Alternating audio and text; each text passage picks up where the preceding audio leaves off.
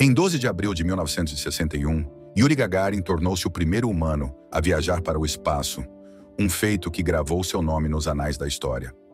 Estava claro que o primeiro voo espacial seria realizado por um soviético. No entanto, antes de sua morte prematura, Yuri insinuou uma revelação impactante, algo que manteve em segredo desde aquele voo lendário. O que poderia o primeiro homem no espaço ter a admitir?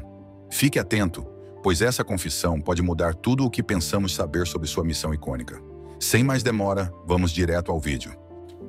A viagem no Vostok 1.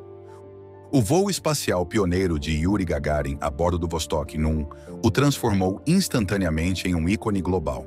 Porém, com o passar dos anos, começaram a circular rumores sobre uma verdade oculta, algo que o herói soviético carregava consigo desde aquele dia fatídico. Pouco antes de sua trágica morte, Yuri finalmente rompeu o silêncio, admitindo algo que poderia alterar a história de sua jornada histórica. O que foi e por que ele esperou tanto para revelar? Para entender isso, primeiro precisamos falar sobre Yuri e tudo o que ele fez. O início humilde de Yuri. O nome de Yuri é sinônimo de exploração espacial, mas antes de se tornar o rosto do sucesso soviético na corrida espacial, ele levou uma vida humilde, marcada por origens modestas. Sua jornada de um pequeno vilarejo na Rússia até a cabine do Vostok 1 exigiu determinação, habilidade e coragem para abrir novos caminhos. Vamos seguir os passos que o levaram à beira do cosmos. Infância e antecedentes. Yuri Alexeyevich Gagarin nasceu em 9 de março de 1934, na pequena vila de Klushino, a oeste de Moscou. Ele cresceu em um período de grande turbulência na Rússia soviética, e sua família, como muitas outras durante a Segunda Guerra Mundial, enfrentou enormes dificuldades. A família Gagarin foi expulsa de casa quando Yuri era apenas uma criança, passando anos vivendo em uma pequena cabana de barro depois que sua vila foi ocupada. Apesar desses desafios, os pais de Yuri incentivaram a educação e a curiosidade. Seu pai, um carpinteiro, e sua mãe, uma ordenhadora, instilaram nele o valor do trabalho árduo e da perseverança. Yuri era fascinado por máquinas e como elas funcionavam e, desde cedo, demonstrava interesse por ciência e tecnologia. Mas foi somente mais tarde, ao ver um avião pousar perto de sua vila, que uma faísca se acendeu, guiando-o aos céus. À medida que Yuri crescia, seu interesse pela aviação florescia. Após mudar-se para uma vila próxima em busca de uma educação melhor, começou a frequentar uma escola técnica local. Lá, sua paixão por voar ganhou asas quando se juntou a um clube de aviação, uma escola de voo patrocinada pelo governo que permitia aos jovens aprender habilidades básicas de pilotagem. Foi durante esse período que ele voou pela primeira vez em um avião, um momento que deixou uma marca indelével. A emoção de conquistar os céus era embriagante, e o jovem Yuri sabia que queria se dedicar à aviação como carreira. Formação e serviço militar. Depois de se formar na escola técnica, Yuri foi aceito na Escola de Aviação de Orenburg, onde iniciou sua formação formal como piloto. O rigoroso currículo testava o conhecimento, a resistência e a habilidade de Yuri. Mas ele parecia prosperar nesse ambiente. Seus instrutores rapidamente notaram sua habilidade natural, descrevendo-o como um piloto determinado, disciplinado e talentoso, qualidades que o serviriam bem nos anos seguintes. O caminho de Yuri para as estrelas continuou por meio de seu serviço militar. Após graduar-se na escola de Orenburg, ele tornou-se tenente da Força Aérea Soviética em 1957, justamente quando a Guerra Fria atingia novos patamares. Esse era um período crítico tanto para a União Soviética quanto para os Estados Unidos, que estavam imersos em uma competição feroz pelo domínio global. A corrida espacial e o destaque de Yuri. A aviação e a exploração espacial tornaram-se centrais nessa rivalidade, e Yuri encontrou-se no lugar certo, na hora certa. Estacionado em uma base aérea em Murmansk, Yuri pilotava jatos MiG-15, aperfeiçoando suas habilidades de pilotagem em algumas das condições mais desafiadoras. Voando sobre o Círculo Polar Ártico, ganhou experiência valiosa em condições extremas e sob pressão. Essas qualidades chamaram a atenção de autoridades soviéticas que procuravam candidatos para uma missão revolucionária. A natureza acessível de Yuri, sua humildade e capacidade de manter a calma sob pressão, destacaram-no ainda mais. Ele não era apenas um bom piloto, era alguém em quem as pessoas podiam confiar. Em 1960, enquanto a Guerra Fria se intensificava, a União Soviética preparava-se para alcançar um feito que não só empurraria os limites da resistência humana, mas também demonstraria seu domínio na corrida espacial. Estavam prestes a enviar o primeiro humano ao espaço e um grupo de cosmonautas de elite estava sendo treinado para essa missão histórica. Mal sabiam que essa missão guardava um segredo. Um segredo tão grande que o primeiro humano no espaço quase levou consigo para o túmulo. Mas chegaremos lá. O programa espacial soviético sabia que enviar uma pessoa ao espaço era repleto de perigos que nenhum humano havia enfrentado antes. O espaço era um ambiente desconhecido que poderia matar instantaneamente se algo desse errado. Com isso em mente, os candidatos a cosmonautas foram submetidos a alguns dos treinamentos físicos e mentais mais rigorosos já criados. A condição física era inegociável. O treinamento envolvia longas sessões de resistência, incluindo corrida, natação e levantamento de peso, para construir massa muscular e resistência. Era esperado que os cosmonautas rendessem no limite máximo da capacidade física humana. Eles precisavam ter força para suportar as intensas forças G do lançamento e da reentrada, além de agilidade para operar em espaços confinados e apertados. O treinamento também incluía longas estadias em câmaras de pressão, simulando condições de alta altitude, expondo-os ao ar rarefeito e à privação de oxigênio. O objetivo era observar como seus corpos reagiriam ao estresse do voo espacial, onde até mesmo respirar poderia ser um desafio. Mas o condicionamento físico era apenas metade da batalha. A força mental era tão importante quanto, se não mais. O espaço era imprevisível e implacável, e os cosmonautas precisavam estar preparados para a solidão, o medo e o desconhecido. Para testar sua resistência psicológica, foram colocados em tanques de privação sensorial, ambientes escuros, silenciosos e sem características, onde eram forçados a permanecer tranquilos, apesar da inquietante quietude.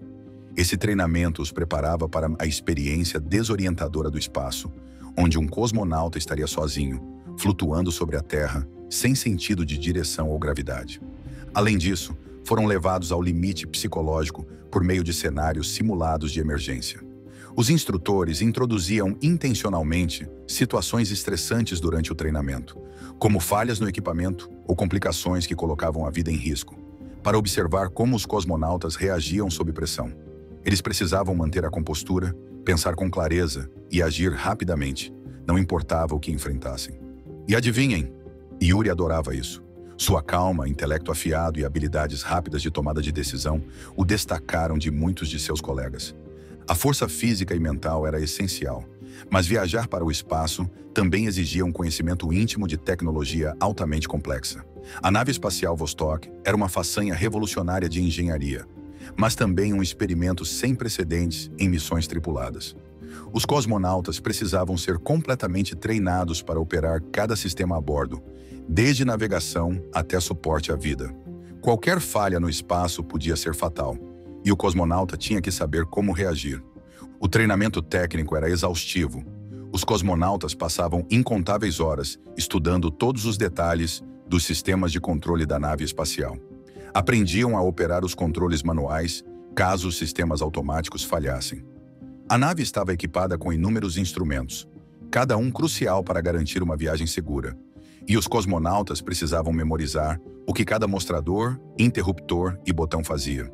Também praticavam a navegação usando apenas as estrelas e os instrumentos a bordo, caso os sistemas falhassem. Yuri e seus colegas precisavam entender não apenas como a nave espacial funcionava, mas também por que ela funcionava daquela maneira.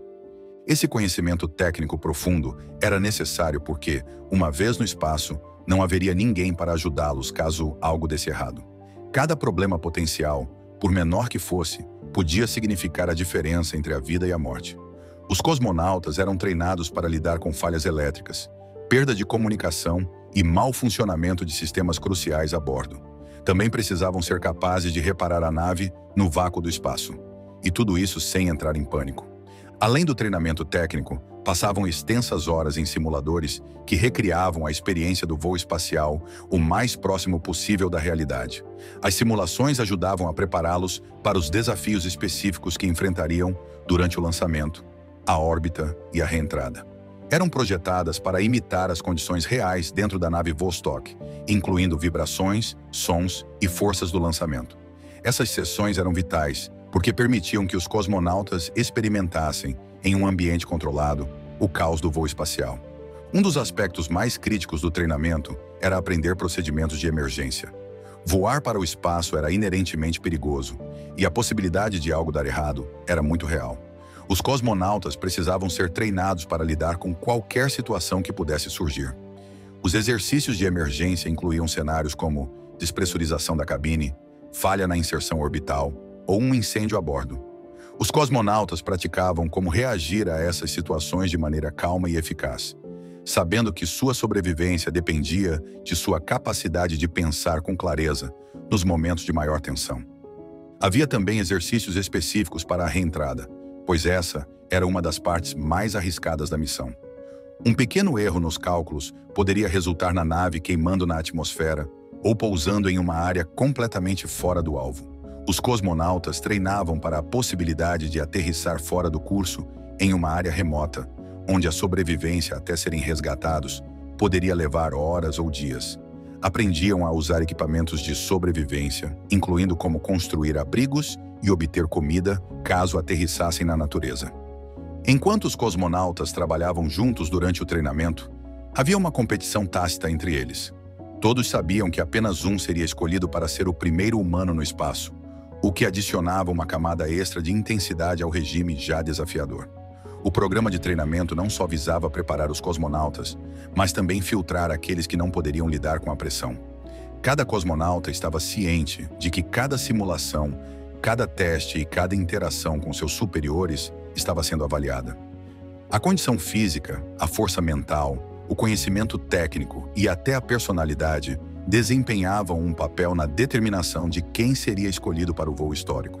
Os líderes soviéticos, incluindo o designer-chefe Sergei Korolev, queriam não apenas o melhor piloto, mas também a pessoa certa para representar a União Soviética. Buscavam alguém que incorporasse os ideais do povo soviético: humildade, inteligência e lealdade. À medida que o treinamento chegava ao fim, a tensão entre os cosmonautas aumentava. Todos haviam passado pelo mesmo rigoroso regime, mas apenas um seria selecionado para dar o monumental primeiro passo rumo ao desconhecido. Mas será que tudo realmente foi assim? Quando amanheceu em 12 de abril de 1961, no cosmódromo de Baikonur, no Cazaquistão, uma sensação de tensão e antecipação pairava no ar. Após anos de planejamento e treinamento intenso, Yuri Gagarin e todo o programa espacial soviético estavam prestes a fazer história. Em 1961, em meio à tensão da Guerra Fria, Yuri Gagarin embarcou em uma jornada histórica. Ele foi informado apenas alguns dias antes que havia sido selecionado para a missão, superando seu colega cosmonauta German Titov e outros para receber a honra. Com essa grande conquista veio uma imensa pressão, já que o sucesso da missão e, potencialmente, a reputação global da União Soviética estavam sobre os ombros de Yuri. Os preparativos finais começaram nas primeiras horas da manhã. Yuri, calmo e sorridente, foi levado a uma sala onde vestiu seu traje espacial. Seu icônico traje laranja, com as letras SSSR estampadas no capacete, foi projetado para protegê-lo do duro vazio do espaço. O traje foi revisado e inspecionado meticulosamente várias vezes para evitar qualquer possível erro. Uma vez vestido, Yuri foi transportado para a plataforma de lançamento, onde a espaçonave Vostok 1 estava montada no imponente foguete R-7. Enquanto subia as escadas em direção à nave, ele estava consciente do peso do momento. No entanto, com seu estilo característico, Yuri manteve um tom leve, dizendo famosamente aos técnicos: "Vamos!", enquanto entrava na estreita cabine do Vostok 1. Nas horas seguintes, ele teve pouco a fazer além de esperar. Engenheiros e técnicos trabalhavam freneticamente para preparar o foguete, realizando verificações finais nos sistemas e garantindo que tudo estivesse pronto para o lançamento. O relógio avançava em direção ao momento decisivo e Yuri permanecia sereno, oferecendo piadas e palavras de encorajamento à equipe em terra por meio do rádio. Por volta das 9h, horário de Moscou, a contagem regressiva chegou a 0 e, com um rugido ensurdecedor, o foguete R-7 foi acionado, elevando o Vostok 1 e Yuri da Terra para má história. "Desculpe, o que acha das notícias?", Está se referindo ao assunto do homem no espaço? Bem, lamento dizer que, mais uma vez, os russos nos superaram. A primeira fase do lançamento durou pouco mais de 2 minutos, até que os propulsores se separaram. À medida que a nave subia mais alto, a segunda fase foi ativada, levando o Vostok 1 mais perto da fronteira do espaço. Cerca de 10 minutos após o lançamento, o foguete foi desligado e o Vostok 1 entrou em órbita ao redor da Terra. Yuri havia se tornado o primeiro ser humano a deixar o planeta. A Terra parecia de um azul delicado, flutuando em um céu negro. Foi assim que o primeiro homem no espaço descreveu sua fabulosa jornada de 108 minutos, o Major Yuri Gagarin. Durante os 89 minutos seguintes, Gagarin orbitou a Terra, circulando o globo a uma velocidade de quase 27.000 km por hora e alcançando uma altitude de aproximadamente 327 km. Mas enquanto este era um momento de triunfo, não esteve isento de tensão. A espaçonave Vostok era quase totalmente automatizada. Os engenheiros soviéticos estavam preocupados que o cosmonauta pudesse sofrer desorientação ou pânico no espaço, então Yuri tinha pouco controle direto sobre o voo. Ele recebeu um envelope lacrado com um código para desbloquear os controles manuais, mas só deveria usá-lo em caso de emergência. Felizmente, esse momento nunca chegou. Durante o voo, Gagarin manteve-se calmo, relatando para o controle da missão e observando as incríveis vistas da Terra do espaço. Em determinado momento, passou sobre o Oceano Pacífico, depois pelas Américas e finalmente pelo Atlântico, experimentando a impressionante transição do dia para a noite enquanto viajava ao redor do globo. Yuri observou cuidadosamente seu ambiente e tomou nota de como seu corpo respondia à ausência de gravidade. Flutuando em seu assento, experimentou a sensação de gravidade zero pela primeira vez. Algo estranho e desorientador. Yuri relatou que se sentia saudável e capaz, e maravilhou-se com os efeitos da ausência de gravidade em seu corpo. Apesar de ser o primeiro humano no espaço, a atenção de Yuri aos detalhes e seu foco profissional aparentemente nunca vacilaram. Suas comunicações com a Terra eram claras e precisas, relatando não apenas sua condição física, mas também o desempenho da espaçonave.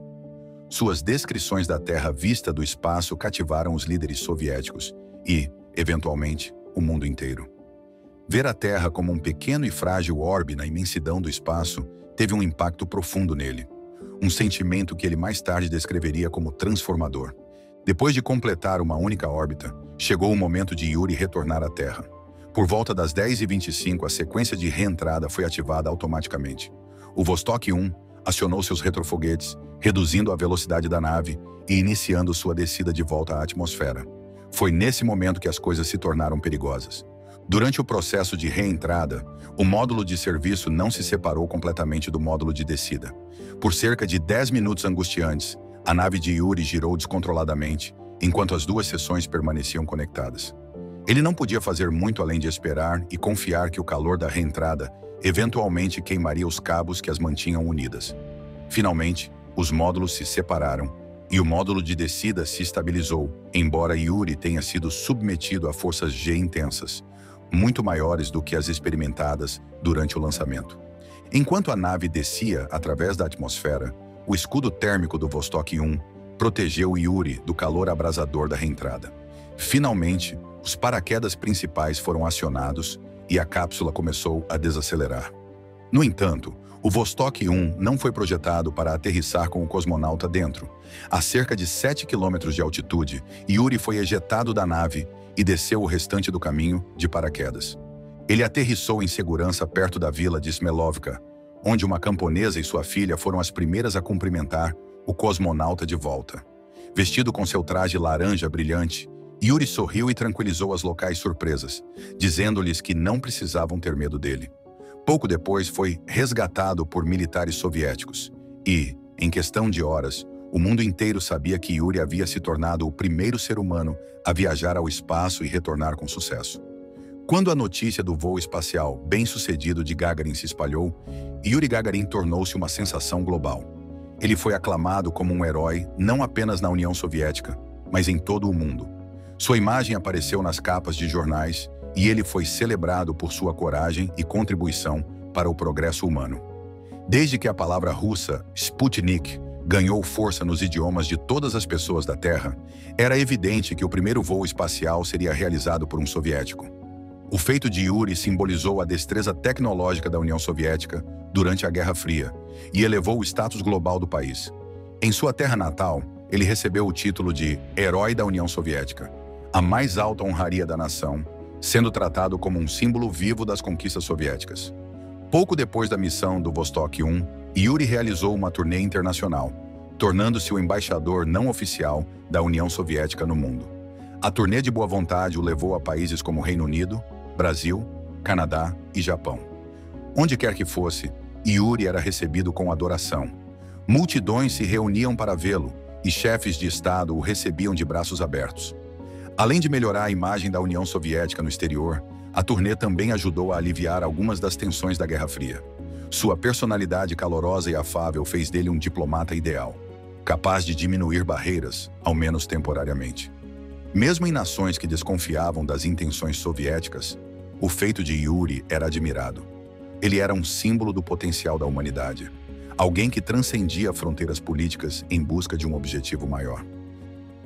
O peso da fama e os desafios pessoais. Mas aqui está o detalhe. Apesar de sua nova fama, Yuri permaneceu estreitamente envolvido no programa espacial soviético. Após o Vostok 1, foi nomeado vice-diretor do Centro de Treinamento de Cosmonautas, onde ajudou a treinar a próxima geração de cosmonautas. Yuri estava ansioso para voar novamente e esperava participar de futuras missões. No entanto, os líderes soviéticos hesitavam em arriscar seu herói nacional em outro voo espacial potencialmente perigoso, e Yuri foi afastado das missões por vários anos. Em 1967, Yuri foi piloto reserva da missão Soyuz 1, um voo trágico que terminou em desastre com a morte do cosmonauta Vladimir Komarov. A perda afetou profundamente Yuri, reforçando os perigos inerentes à exploração espacial. Sob a superfície de sua personalidade pública, Yuri enfrentava desafios significativos devido às pressões da fama e ao custo pessoal de ser um ícone soviético. A responsabilidade de ser o rosto da exploração espacial soviética, combinada com as restrições impostas à sua vida pessoal, começou a afetá-lo. Sua antes idílica vida familiar ficou tensa, e infelizmente Yuri recorreu ao álcool como uma forma de lidar com as expectativas esmagadoras que recaíam sobre ele. Apesar de suas lutas pessoais, Yuri continuava sendo um símbolo de esperança e progresso. Seu legado como o primeiro homem no espaço estava garantido, mas, nos bastidores, ele enfrentava as complexidades de viver como ser humano e lenda ao mesmo tempo. Embora continuasse servindo ao seu país, tanto publicamente quanto em privado, os desafios pessoais e profissionais o atormentaram até sua morte prematura em 1968. A chocante confissão de Yuri. Durante quase 7 anos após seu histórico voo, Yuri manteve em segredo algo surpreendente sobre o que aconteceu durante os 108 minutos que passou orbitando a Terra. Mas antes de sua morte, o primeiro ser humano no espaço finalmente admitiu: mentiram para todos durante tanto tempo, mas agora estou revelando tudo. O que vão fazer? Tirar minha vida? Não me importo. Oficialmente, a missão Vostok 1 foi apresentada como um triunfo impecável, um feito que colocou a União Soviética à frente na corrida espacial. Mas Yuri sabia que o verdadeiro propósito da missão havia sido ocultado do público. O que ele viu e experimentou durante seus 108 minutos no espaço estava longe da narrativa fluida apresentada pela propaganda soviética. Nas semanas que antecederam sua morte, Yuri começou a confiar em um pequeno grupo de colegas de confiança. Segundo ele, a missão real não se tratava apenas de ir ao espaço. Durante seu voo, foi-lhe atribuída a tarefa de localizar algo de grande importância. Escondidos nos registros oficiais estavam detalhes sobre uma área-alvo classificada que o Vostok 1 deveria monitorar, a Antártida. Os soviéticos haviam detectado atividade incomum na região polar sul e acreditavam que algo estava oculto lá, algo que exigia observação detalhada a partir do espaço. A espaçonave de Yuri estava equipada com instrumentos especiais projetados para capturar dados sobre essa misteriosa anomalia. Os dados mostraram irregularidades nos campos magnéticos e assinaturas de calor inexplicáveis vindas de profundezas no gelo. Yuri acreditava que os soviéticos haviam descoberto algo enterrado sob a Antártida, algo que estavam desesperados para manter em segredo. E embora Yuri nunca tenha entendido completamente o que estava procurando, o nível de sigilo em torno da missão deixou claro que era mais do que um fenômeno natural. Os dados coletados durante seu voo foram classificados, e Yuri foi ordenado a nunca falar sobre isso. Posteriormente, as autoridades soviéticas eliminaram qualquer menção à Antártida dos registros oficiais da missão, apresentando o voo como uma simples jornada orbital. Mistério e teorias. A confissão final de Yuri foi uma bomba que deixou seus colegas atônitos e apreensivos. Após sua morte em um acidente aéreo em 1968, rumores sobre sua confissão começaram a circular. Alguns teorizavam que o acidente não havia sido acidental, que o governo soviético, preocupado com a possibilidade de Yuri tornar sua história pública, o havia silenciado. Outros descartaram suas afirmações como fruto do estresse ou da paranoia. No entanto, a pergunta permanecia: por que os soviéticos foram tão reservados sobre o verdadeiro propósito do Vostok 1? E o que exatamente Yuri viu durante seu voo? O que você acha da confissão de Yuri? Poderia haver algo mais por trás da missão Vostok 1? Deixe sua opinião nos comentários e inscreva-se no nosso canal para mais conteúdo. Até a próxima!